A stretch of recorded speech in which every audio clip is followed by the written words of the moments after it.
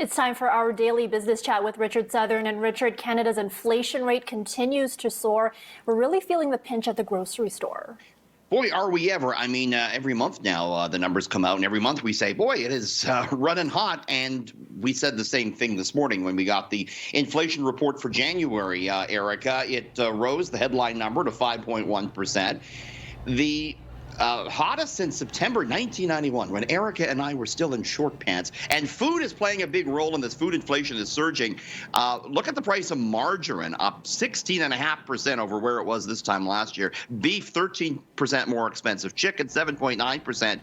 Fresh fruit, 8.2%, and bakery products up 7.4%. Quite a few reasons for this. The raw cost of the goods are up. There's labor shortages. There's weather issues. There's supply chain disruptions. Economists say Canadians are already looking for ways to buy more with less. We're seeing more people switch to discount stores. We're seeing people look for cheaper proteins as opposed to chicken and beef. As for the Bank of Canada, Erica, it is expecting inflation to ease in the second half of this year. It's all eyes on the bank now to see if we're going to see some sort of interest rate hike in the next few weeks to try and get this inflation under control. All right, with an election looming in June, one of Doug Ford's key promises 4 years ago has fallen by the wayside, Richard. Not going to happen. That promise to cut your electricity bill. This is what then Doug Ford, the now premier, said on the campaign trail in 2018, Erica. He said, I'm going to cut your electricity bill by 12%. Well, Ontario's independent fiscal watchdog came out today, the Financial Accountability Office, and it said the average power bill is up 4.3% from when the premier got elected, and it's going to continue to increase by 2% a year.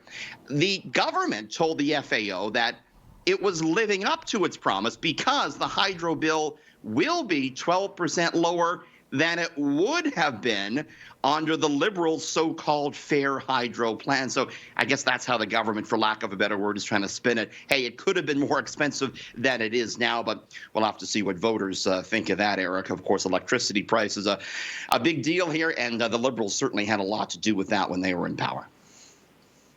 All right, and finally, this story is a bit unnerving for me. Job interviews are always kind of nerve-wracking, but imagine if there was a robot on the other side of the table, Richard. Buzz, buzz, click, click. Tell me, what are your strengths and weaknesses, Erica? Yeah, a lot of interviews now being conducted, at least the early ones are, by robots. A growing number of companies are using chatbots and AI-led video interviews to assess job candidates before they see a regular human for an interview. So trying to weed people out here. According to Axios, candidates are assessed by a computer algorithm that evaluates them not just on their answers to some predescribed questions, but also evaluates you on your facial expressions, your intonation, your word choice. Companies apparently going down this route to try and ensure fair hiring practices, trying to weed out some of the biases that us humans have. Not everyone agrees, though. The Harvard Business Review says many job seekers don't understand the technology, and as a result, they kind of clam up. They get a bit rigid. They hold a fixed gaze or a fixed smile, and the AI doesn't always like that. So maybe we should try and stick with the humans for the job interviews, Erica. I don't know. Yeah, I get that. It would be really strange for me, too. I don't know. Okay. Thanks, Richard. That's business editor Richard Southern. Thanks, Erica.